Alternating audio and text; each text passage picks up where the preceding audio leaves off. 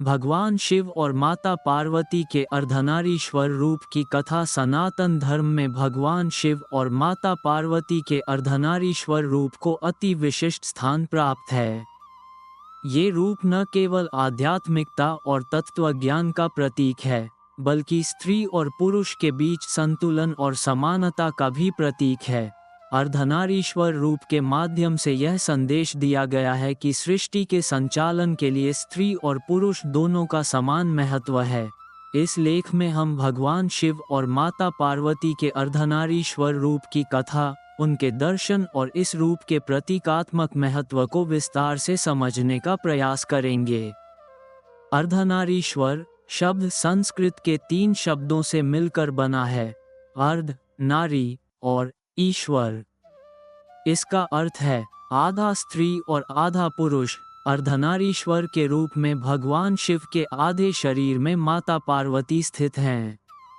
ये रूप भगवान शिव और माता पार्वती के अभिन्न संबंध और सृष्टि में स्त्री पुरुष के सहयोग को दर्शाता है। भगवान शिव का ये रूप ये दर्शाता है कि जब तक स्त्री और पुरुष एक साथ नहीं आते, तब तक सृष्टि अधूरी रहती है। अर्धनारीश्वर रूप में शिव और शक्ति का मिलन इस बात का प्रतीक है कि सृष्टि की सारी शक्तियां इन्हीं दोनों के सहयोग से संभव होती हैं। अर्धनारीश्वर रूप की उत्पत्ति की कथा पुराणों में वर्णित है। इनमें से कुछ प्रमुख कथाएं निम्नलिखित हैं। 1. ब्रह्मा की प्रार्थना। पौराणिक कथाओं के अनुसार प्रारंभिक सृष्टि के समय भगवान ब्रह्मा ने अनेक प्रकार की सृष्टि रची, लेकिन ये सृष्टि स्थायी नहीं हो पाए। तब उन्होंने भगवान शिव की आराधना की और उनसे सृष्टि के संचालन में सहायता मांगी। भगवान शिव ने ब्रह्मा की प्रार्थना को स्वीकार किया और प्रकट हुए। ब्रह्मा ने भगवान शिव से निवेदन किया कि स्त्री और पुरुष दोनों के बिना सृष्टि संभव नहीं है। तब भगवान शिव ने अपने शरीर का आधा भाग माता पार्वती को समर्पित कर दिया और अर्धनारीश्वर रूप धारण किया। इस रूप में भगवान शिव ने सृष्टि के संतुलन और संचालन का मार्ग प्रशस्त किया। 2. ऋषि भृंगी की कथा। एक अन्य प्रसिद्ध कथा ऋषि भृंगी से संबंधित है। ऋषि भृंगी भगवान शिव के परम भक्त थे। वे केवल शिव की पूजा करते थे और माता पार्वती की उपेक्षा करते थे।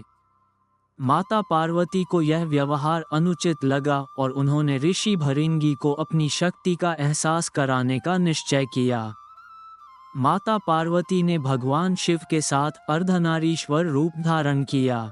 अब ऋषि भृंगी को समझ में आया कि शिव और शक्ति एक दूसरे के बिना अधूरे हैं। उन्होंने ये भी महसूस किया कि शिव और शक्ति का संयुक्त रूप ही सृष्टि का पूर्ण सत्य है। इस घटना के बाद ऋषि भृंगी ने शिव और शक्ति दोनों की आराधना शुरू की। 3.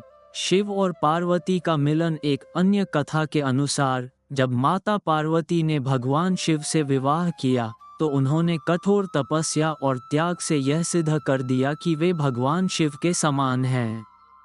विवाह के बाद शिव और पार्वती ने अपनी शक्तियों को एकीकृत करने का निर्णय लिया और अर्धनारीश्वर रूप धारण किया। ये रूप उनके बीच अटूट प्रेम, एकता और समानता का प्रतीक बन गया। अर्धनारीश्वर का प्रतीकात्मक अर्थ। अर्धनारीश्वर रूप केवल एक धार्मिक प्रतीक नहीं है, बल्कि इसमें गहरा दार्शनिक और सांस्कृतिक संदेश निहित है। इस रूप के विभिन्न पहलुओं को निम्नलिखित प्रकार से समझा जा सकता है। 1. स्त्री और पुरुष का संतुलन। अर्धनारीश्वर रूप ये दर्शाता है कि स्त्री और पुरुष एक दूसरे के पूरक हैं। दोनों का अस्तित्व एक दूसरे के बिना अधूरा है। ये संतुलन न केवल पारिवारिक और सामाजिक जीवन में महत्वपूर्ण है, बल्कि यह सृष्टि के संचालन में भी आवश्यक है। 2. शिव और शक्ति का मिलन। शिव और शक्ति का मिलन ये संदेश देता है कि ऊर्जा और चेतना का संयुक्त रूप ही सृष्टि की रचना और संरक्षण का आधार है। शिव बिना शक्ति के निष्क्रिय हैं और शक्ति बिना शिव के दिशाहीन है। 3. आध्यात्मिक एकता। अर्धनारीश्वर रूप आत्मा और शरीर की एकता का प्रतीक है। ये संदेश देता है कि आत्मा और शरीर के सामंजस्य से ही व्यक्ति जीवन की पूर्णता को प्राप्त कर सकता है। 4. समानता का संदेश। अर्धनारीश्वर यह संदेश देता है कि स्त्री और पुरुष समान हैं। धर्म और समाज में दोनों को समान अधिकार और स्थान मिलना चाहिए।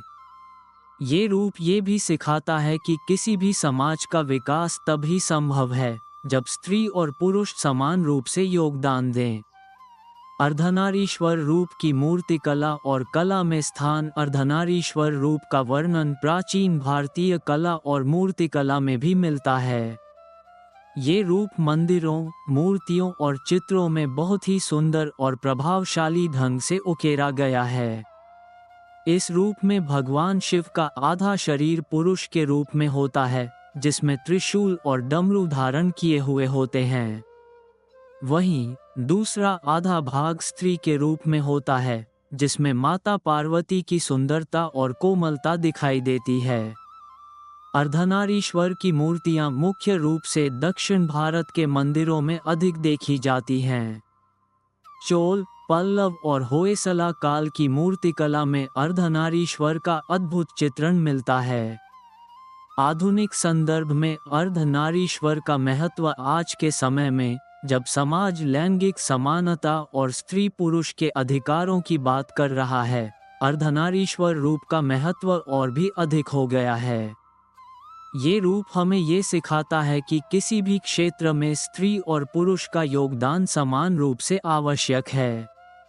ये केवल धार्मिक दृष्टिकोण तक सीमित नहीं है, बल्कि सामाजिक, राजनीतिक और आर्थिक क्षेत्रों में भी लागू होता है।